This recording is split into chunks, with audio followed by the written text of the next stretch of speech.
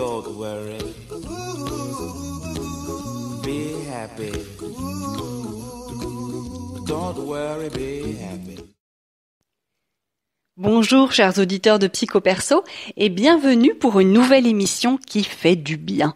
Aujourd'hui, j'interviewe Danielle Costantini qui est journaliste et qui a un superbe projet d'optimisme qui s'appelle A plus Aurélie, qui est une web-série. Alors tout ça, ça fait beaucoup de nouveautés. Danielle, tu vas nous en parler, mais avant ça, il y a un petit rituel chez Psychoperso, c'est de parler de son parcours et de ce qui t'a amené jusqu'à ce projet de cette web-série. Bonjour Danielle. Bonjour. Alors mon parcours, on va pas tout raconter quand même, on le synthétise. Donc j'ai fait ma carrière à TF1 en tant que journaliste correspondante sur la Côte d'Azur, donc au bureau de Nice. J'y ai travaillé pendant une quinzaine d'années. Je couvrais toute l'actualité de la région, quels que soient les sujets. Ça allait de l'actualité judiciaire en passant par les faits divers, le politique, absolument tous les événements qui se passaient. Grosso modo, entre Saint-Tropez et la frontière italienne, et on couvrait aussi l'arrière-pays. Voilà, donc j'y ai travaillé pendant une bonne quinzaine d'années. Et puis, j'ai eu envie de travailler sur du long-métrage, parce qu'au bout de 15 ans, 20 ans de reportage télé pour le JT, on travaille sur des formats courts, on est sans arrêt dans l'instant T, on ne fouille pas plus que ça. Voilà, c'était au bout de tant d'années, ça devenait frustrant. J'avais envie de travailler sur des projets beaucoup plus longs, sur des documentaires. Donc j'ai créé ma société de production audiovisuelle et puis j'ai commencé. Mais je travaillais toujours pour TF1 à l'époque, mais donc TF1 était mon client à ce moment-là. C'était un changement de statut. Voilà, donc mais j'étais fidélisée, je faisais partie de la maison, donc ça c'est la transition s'est très bien passée. Voilà, la transition s'est très bien faite. J'ai continué à travailler pour eux, mais sur des longs formats. Donc je travaillais à ce moment-là pour l'émission Grand Reportage, qui passe le week-end, le samedi et le dimanche. Voilà, je traitais des sujets qui me tenaient à cœur, dans lesquels j'étais à l'aise. Et puis je me suis rendu compte ces dernières années. En fait, il y a eu un déclic. Ça a été 2015. 2015, donc malheureusement une année terrible, l'année des attentats à Paris, et puis 2016, l'année donc de l'attentat à Nice. Et à partir de ce moment-là, j'ai toujours été très à l'écoute des gens autour de moi, mais il y avait à ce moment-là un discours qui revenait en boucle, un peu comme un mantra. Les gens me disaient, moi je peux plus écouter la radio, je peux plus allumer la télévision, c'est plus possible. Je fais un ras-le-bol de l'information parce que moi ça me casse le moral. Je ne regarde plus la télé, je n'écoute plus la radio et je ne lis même plus les journaux. Et puis ça revenait sans arrêt, sans arrêt. Les gens, moi en tant que journaliste, les gens me prenaient beaucoup à partie. Mais vous, les journalistes, pourquoi vous mettez tellement d'infos négatives, tellement de catastrophes dans les journaux? On n'en peut plus, on n'en peut plus. Et cette idée a fait son chemin et je me suis dit, ils ont raison. Moi-même, je ressentais ce ras-le-bol. Moi-même, j'avais du mal à regarder la télévision alors que c'était mon métier. Je me forçais à la regarder parce que je pouvais pas me couper de l'information. Pour moi, c'était une erreur professionnelle de me couper de l'information. Mais ça devenait une épreuve à chaque fois le matin, à chaque fois que je mets le contact dans ma voiture, je suis sur la radio. Et quand j'amène ma fille au collège, à chaque fois je coupe la radio parce que non, on peut pas commencer notre journée. Le matin, on est de bonne humeur, le soleil se lève, on est bien, on est heureuse, et puis on rentre dans la voiture pour aller au collège, moi pour aller travailler, et puis non, on se plombe l'ambiance comme ça, c'est pas possible. Donc on coupe la radio. Donc cette idée a fait son chemin. Je me suis dit, il faut autre chose. Voilà. Aujourd'hui, les Français ne supportent plus d'être intoxiqués, parce qu'au bout d'un moment, ça devient toxique, franchement. Il faut proposer autre chose. Et puis, ça met du temps, les projets. C'est une vraie gestation, finalement. C'est presque comme une grossesse. Ah oui. Les mois ont passé, et puis je voyais pas trop par quel biais prendre ce sujet-là. Je me disais, je peux pas proposer ça à une chaîne de télévision parce que ça va pas dans leur sens. Si je leur propose de faire une série ou un documentaire sur ce thème-là, ça va pas le faire. Personne ne voudra en parler. Ils vont pas piller leur fonds de commerce. Et t'étais sûre de ça? Tu l'as proposé, t'as eu des noms ou toi tu le savais déjà? Non, je le savais déjà. D'instinct, je savais déjà. C'était pas possible. Et je me suis dit, mais il y a le web, il y a Internet, on est complètement libre. Il suffit, on voit sur YouTube tout ce qui se passe, cette liberté de parole. Alors, cette liberté de parole, elle a comme toute tribune, elle a du bon et du moins bon, mais voilà, elle a quand même le mérite d'exister et ça donne une grande liberté aux kidam moyens, mais ça donne aussi la liberté aux journalistes de pouvoir s'exprimer en dehors d'une rédaction. J'avais vraiment envie de m'exprimer librement, en dehors d'une rédaction.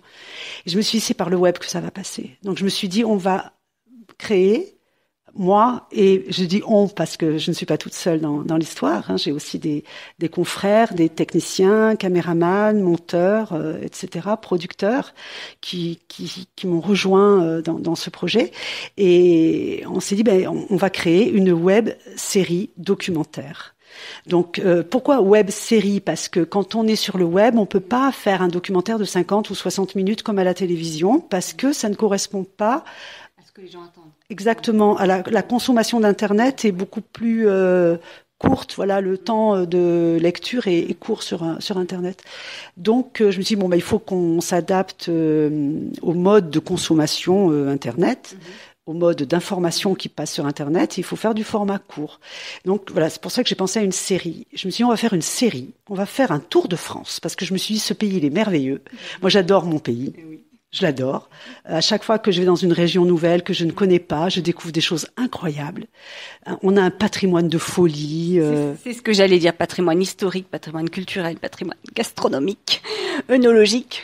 Et des paysages. Ah oui. On a tout. On a l'océan, on a la Méditerranée, on a la mer du Nord, on a donc plein de côtes, hein, on a du littoral, en veux-tu en voilà, on a des plaines, on a de la montagne, on a tous les climats, on a des villes, on a de la campagne, on a tout dans ce pays. Voilà. Et vous entendez, hein, les Français, qu'est-ce qu'on a de la chance quand même. Oui, il faudrait le leur rappeler parce que on va venir à notre sujet, justement le pessimisme. On dit les Français sont pessimistes. Alors d'abord, je ne sais pas si c'est si vrai que ça. Hein. Je ne pense pas qu'on puisse l'accepter comme un postulat total. Non, en fait, ce qu'on dit de nous beaucoup à l'étranger, c'est que nous sommes des râleurs. On râle. Rien ne nous convient toujours à 100%. Voilà, on arrive quelque part. Ah, mais c'est comme ça. Bon, vous avez fermé la boutique à telle heure, on peut pas faire la sieste. Ah, voilà. J'ai ma petite idée là-dessus sur le côté râleur. Ah, dis-moi. Le côté râleur des Français, je pense justement parce qu'on est des enfants gâtés. Parce qu'on est justement dans un pays où on a tout. Et on est comblé. Et comme un enfant qui est comblé, un enfant qui est trop gâté, il est sans arrêt en train de râler pour avoir autre chose. Et je pense que quelque part dans l'inconscient collectif, je sais pas, hein, mais je pense qu'il y a de ça. Écoute, tu poses une hypothèse, après on verra bien, hein, voilà. Chacun pense ce qu'il veut. Alors revenons à nos moutons. La série, je me suis dit, voilà, on est dans un pays merveilleux, les gens ne veulent plus entendre parler de ces infos qui nous plombent le moral, donc on va leur faire découvrir la France, mais pas la France, je veux pas refaire alors, pas Jean, même s'il fait un boulot formidable, et c'est même quelqu'un qui est totalement précurseur. Moi, je rends hommage à Jean-Pierre Pernaut, parce qu'il a eu raison avant l'heure de faire découvrir aux Français la France des régions, la France des campagnes, etc., etc. Alors, mais on peut en parler autrement. Il y a des tas de façons de parler de la France. Donc, je veux, moi, parler de la France. Non pas, on va pas faire des sujets sur le patrimoine architectural. On va pas parler de ce qu'on connaît déjà. Moi, ce que je veux, c'est vraiment apporter quelque chose, apporter un regard sur la France. Et ce que je veux faire, c'est faire voyager. Pour faire un documentaire, il faut un fil rouge. Il faut des personnages. Donc, j'ai dans mon entourage 2 jeunes femmes qui étaient tout à fait enthousiastes sur le projet, qui m'ont dit, mais si tu veux, nous, on vient avec toi et on le fait, ce Tour de France positif. On va aller de région en région, de ville en ville. On n'est pas spécifiquement sur de l'urbain ni sur du rural. On va faire un mix des deux. On pour équilibrer aussi, hein, pour que ce soit que ça touche tout le monde, absolument. On va aller donc de ville en ville, de région en région, sur différentes thématiques, et on va faire un Tour de France positif. Plus exactement, opti-réaliste. Alors, wow, j'adore. L'opti-réalisme, donc c'est un néologisme inventé par Jacques Leconte, qui est un écrivain, un psychologue, un homme formidable que j'ai rencontré donc pour préparer ma web-série documentaire, et il a écrit un bouquin que tout le monde devrait lire qui s'appelle Le monde va beaucoup mieux que vous ne le croyez. Édition Les Arènes. Je me permets de leur faire un petit coup de pub au passage parce qu'ils le méritent. Oui.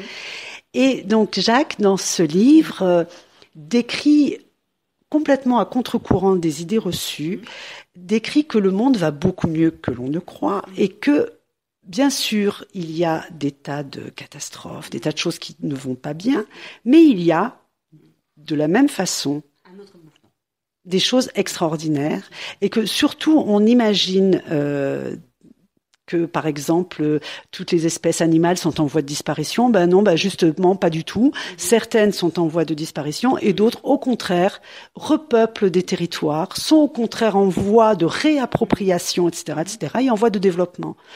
Et on focalise sur le négatif et pas sur le positif. Donc, il met tout ça en balance pour rééquilibrer. En fait, c'est un travail d'équilibre.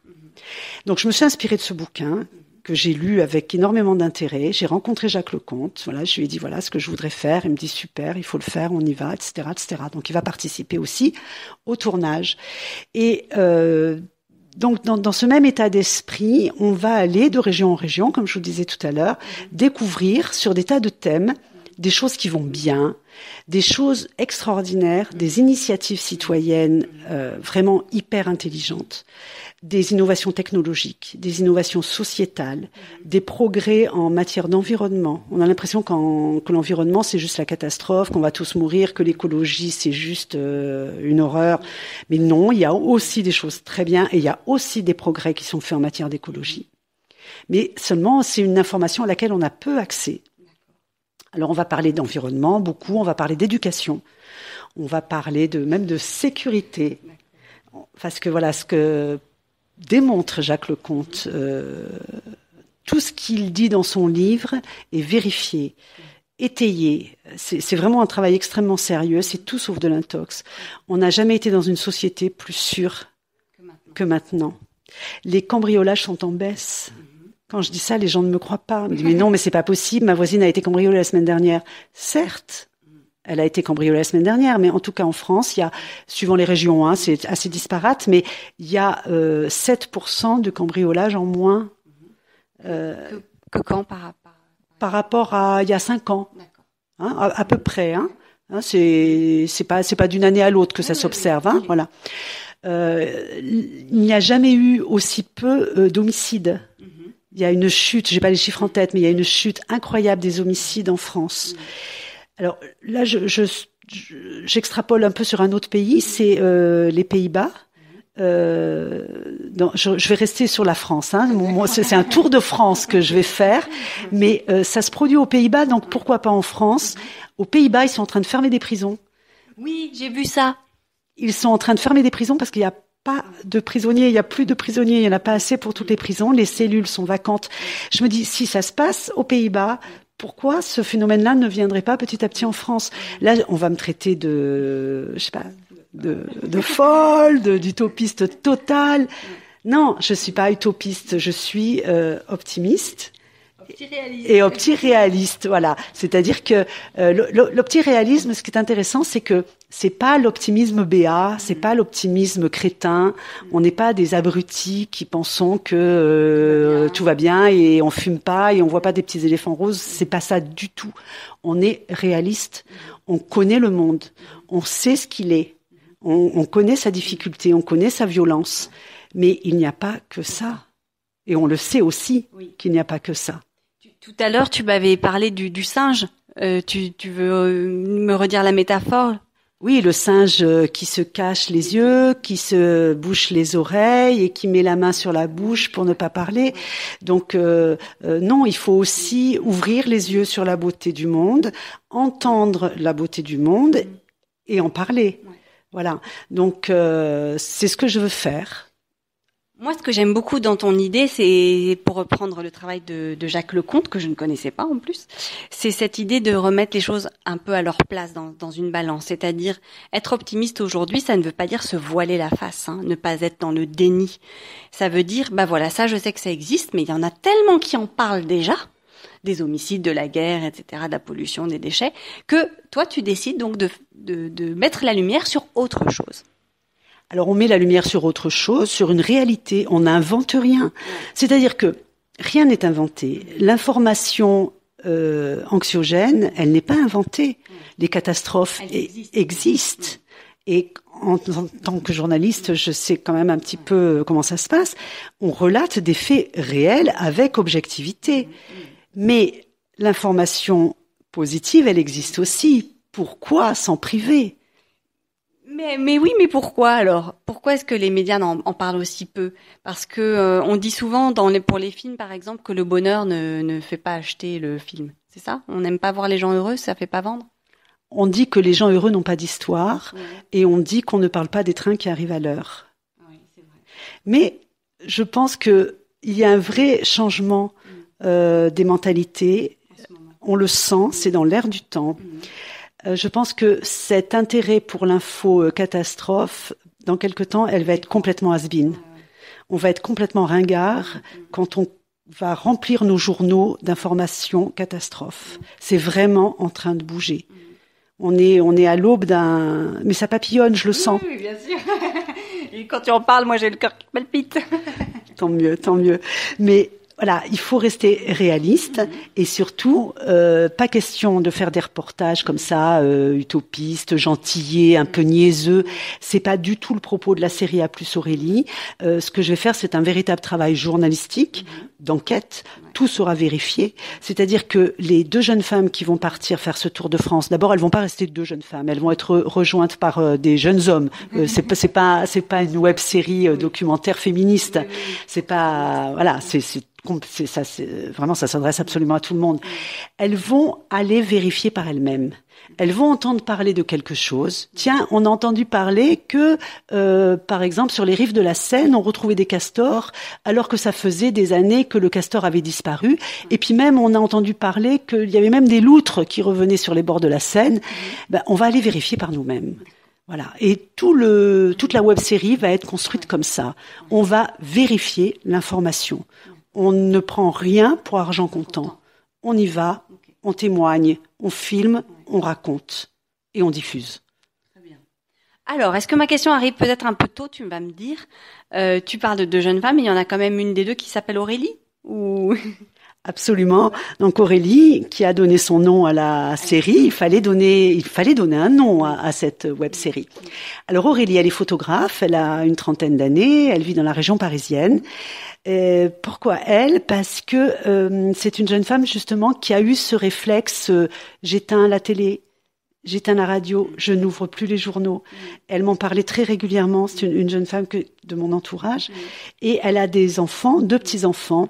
Et elle a vécu un véritable traumatisme en 2015 en amenant sa fille à l'école maternelle, et il y avait des militaires avec des mitraillettes à l'entrée de l'école maternelle. Et la petite lui a demandé, mais maman, mais qu'est-ce qui se passe? Elle sentait que sa mère était pas bien, elle avait les larmes aux yeux, c'est quelqu'un de très sensible, Aurélie. Elle avait vraiment des bouffées d'angoisse à cause des attentats. Son monde s'est écroulé. Peut-être qu'elle est devenue adulte ce jour-là, je ne sais pas, mais son monde s'est écroulé. C'était une jeune femme heureuse, jeune mariée, 2 jeunes mamans, entourée, aimée, aimante. Et puis soudain, elle a réalisé que ça allait pas bien, quoi, qu'il y avait des vrais problèmes, d'une violence inouïe qui pouvait débarquer dans nos vies comme ça du jour au lendemain.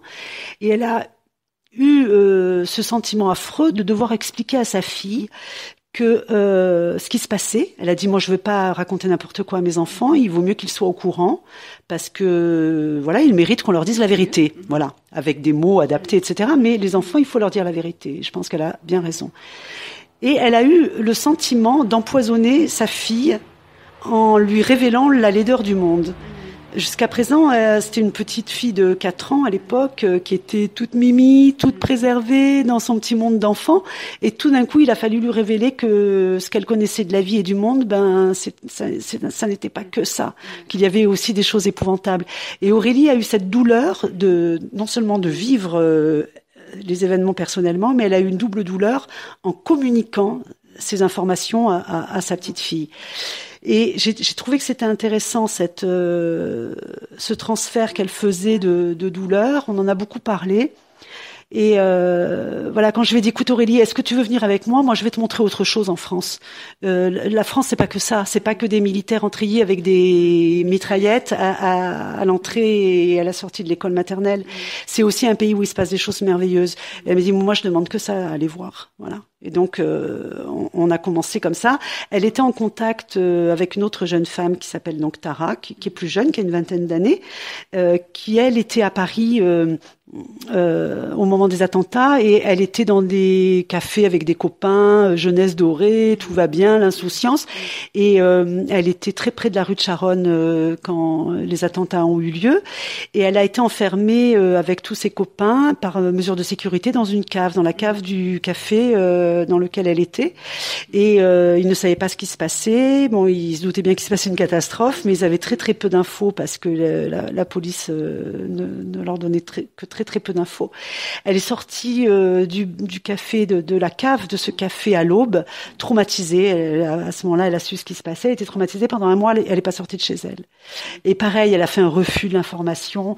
Donc pareil, je lui ai dit, Tara, tu viens avec nous et on va aller voir des belles choses et des gens extraordinaires. Et voilà, donc elle a dit oui tout de suite, on part quand tu veux, je fais mon sac, on s'en va. Voilà, et je leur ai dit, bon, étant donné que c'est un projet qui va être diffusé sur le web, il faut du financement. Aujourd'hui, du financement, j'en ai pas, ou très peu. Donc on va trouver un producteur pour nous financer, et puis mais le producteur, il a du mal à trouver des fonds. Il va en trouver, hein. On est en train de faire les dossiers de subventions, CNC, région, etc. Mais il faut trouver des fonds parce que filmer ça coûte cher. Et on a fait une campagne de crowdfunding. Je leur ai dit, écoutez, l'état d'esprit du projet correspond à ce qui se fait en crowdfunding, donc en financement participatif. Donc, on va essayer, et puis on verra bien. Voilà. Et donc, je me suis lancée là-dedans. Et à plus Aurélie. Alors, le titre à plus. A plus, parce que il y a le plus, il y a le positif. Ah, j'avais pas compris. Ok, merci. Heureusement que t'es là. À plus, c'est à bientôt, ouais, à plus tard. Oui, ça oui. À plus. Ouais. Donc, au niveau subliminal, il y a déjà le positif. On entend le plus. Ouais. À plus, parce que c'est une série. On quitte un épisode pour en retrouver un autre plus tard. Très bien, très ingénieux. Et Aurélie pour le personnage principal. Il faut pour créer que l'internaute ou le téléspectateur ait un intérêt, il faut qu'il y ait un phénomène d'identification au personnage, il faut qu'il y ait de l'empathie avec le personnage, empathie et sympathie pour le personnage. Voilà, donc un prénom français et représentatif de cette génération. Puisqu'elle a 30 ans, c'est un prénom qui s'est beaucoup donné dans ces années-là, dans les années 80. Voilà, elle aime pas quand je dis ça, mais elle est iconique de sa génération. Bah ouais. Aurélie, je ne te connais pas encore, mais j'ai hâte de te rencontrer. Oui, tu verras, c'est quelqu'un d'intéressant. Et elle est photographe professionnelle, elle fait des choses, elle a un travail très intéressant, un travail très sensible, très féminin. Voilà, elle a un parcours professionnelle qui elle a eu du courage parce que elle s'est lancée, elle est partie de rien en tant que photographe professionnelle, elle a fait des formations. Elle a pas fait d'école de photo, elle a fait des formations professionnelles. C'est une reconversion professionnelle et puis là maintenant ça se passe vraiment bien, elle a beaucoup de talent et donc elle va en même temps, elle va être le fil rouge de l'émission et en même temps, elle va photographier, elle va être le témoin à travers son appareil photo. Elle va être le témoin de ces rencontres. Et alors, sur cette campagne participative, tu souhaitais quel budget? Alors, j'ai prévu un budget qui nous permette de tourner 3 ou 4 épisodes.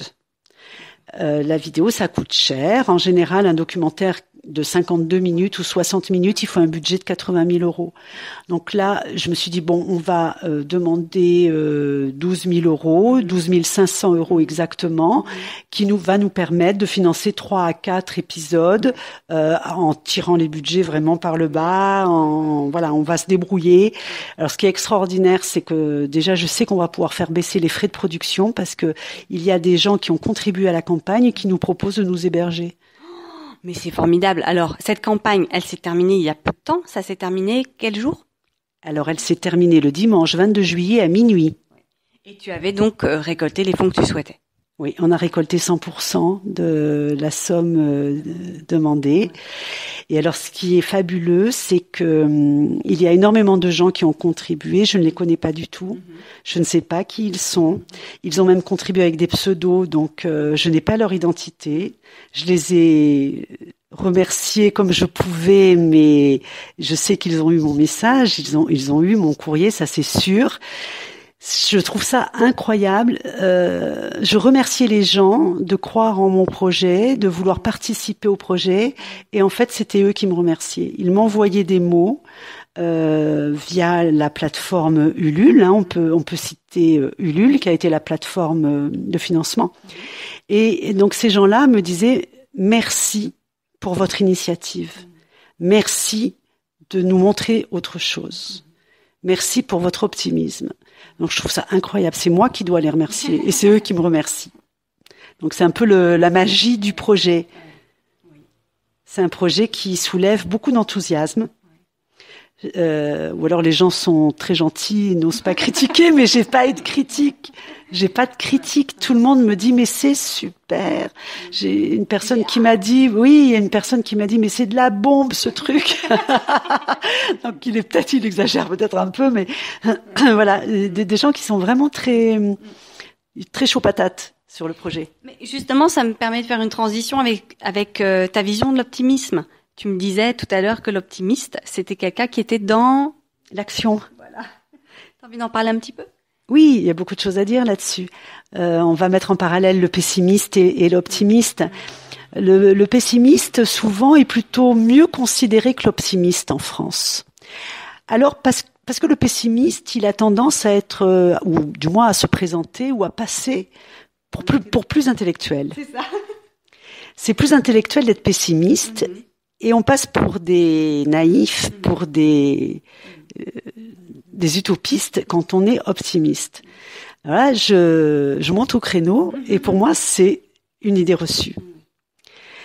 Le pessimiste, pour moi, c'est un défaitiste. C'est quelqu'un qui a baissé les bras et qui dit à quoi bon. C'est un aquaboniste, pour citer Serge Gainsbourg. Oui. C'est un aquaboniste. À quoi bon se battre puisque de toute façon, c'est perdu d'avance. Serge Gainsbourg, c'était pas le mec le plus optimiste qui soit, hein. Non, c'était quelqu'un d'assez dépressif, je pense, mais un type extrêmement talentueux. Moi, j'adore Gainsbourg et voilà, son œuvre est extraordinaire. Mais voilà, pour moi, le pessimiste, c'est ça. Je respecte qu'on soit pessimiste, bien évidemment, et il y a même des discours très intéressants qui peuvent venir de la part d'un pessimiste. Mais moi, je suis de l'autre côté. Moi, je me situe du côté des optimistes et des gens d'action. Pour moi, un optimiste, c'est quelqu'un qui a le courage d'aller de l'avant, qui ne baisse pas les bras. C'est quelqu'un qui a une vision. C'est quelqu'un qui voit loin et qui fait un pari sur l'avenir. Et qui a un objectif. Et qui a un objectif, absolument. Et qui va se donner les moyens d'atteindre son objectif. Quand on est optimiste, on a de la volonté. On a de l'énergie. On monte sur le ring. On accepte de se battre. Alors que le pessimiste, c'est quelqu'un qui a rendu les armes avant même d'avoir combattu. Pour moi, la différence, elle est là. Et la vie, qu'est-ce que c'est à part un combat ? Ah oui, ça c'est sûr. Depuis toujours, depuis même notre conception, la vie est un combat. On n'a qu'à demander au spermatozoïde qui a gagné. Mais complètement. Ça commence là. Donc, si on n'accepte pas, c'est fatigant de se battre toute sa vie. C'est très fatigant, mais c'est passionnant. Et surtout, on récolte les fruits de notre action et on récolte les fruits de notre combat. Moi, c'est quelque chose que j'observe. L'optimiste, c'est un entrepreneur. C'est quelqu'un qui va entreprendre des choses. Alors, ça peut être créer une entreprise, mais pas seulement. Quand on se marie, on est quoi par optimiste ? On se marie pas en se disant de toute façon, je vais divorcer. Non, on y croit. Et on construit. Quand on décide hors mariage ou pas hors mariage, c'est pas le propos. Quand on décide d'avoir un enfant, qu'est-ce qu'on est à part optimiste ? On se dit, mais je vais mettre au monde cet enfant et ça va bien se passer. Et je vais faire en sorte que sa vie soit belle et je vais faire en sorte que ma vie avec lui soit belle, etc. On construit. L'optimisme est constructif. Wow. Super. Ça m'a beaucoup plu. L'émission touche à sa fin. Est-ce que tu veux nous dire comment est-ce qu'on va pouvoir quels sont les supports en fait sur lesquels on va avoir des infos, comment va être diffusé à Puce Aurélie, etc. Bien sûr, on peut parler des thèmes puisque nous sommes à Nice. On va bien sûr évidemment faire une étape à Nice. Et alors à Nice, le reportage qui sera consacré aux autistes. Et aux autistes Asperger. Donc ce sont des gens qui ont des facultés intellectuelles hyper développées. Ils ont entre guillemets des super cerveaux que nous on n'a pas.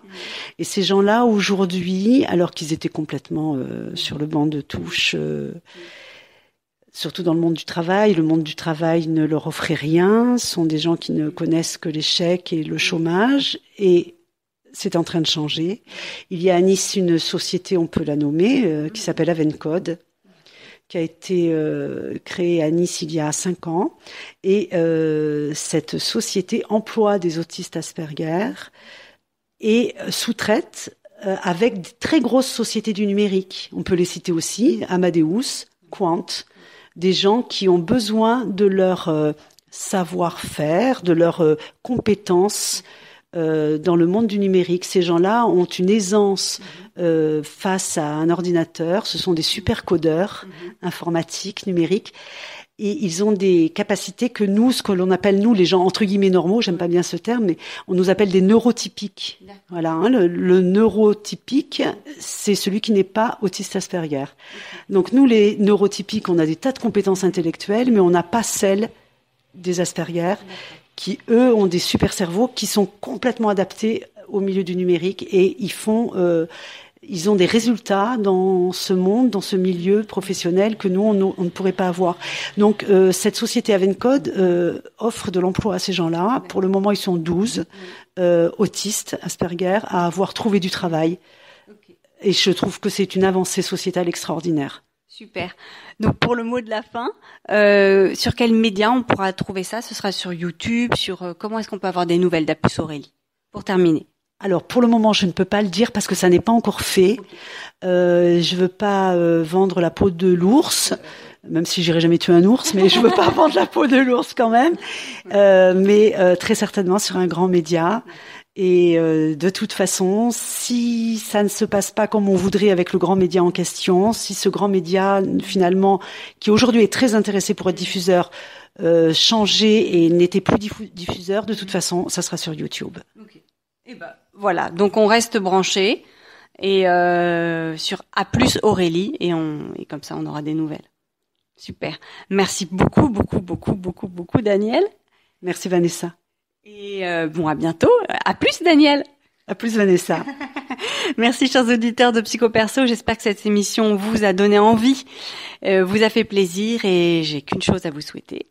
Prenez soin de vous. À bientôt.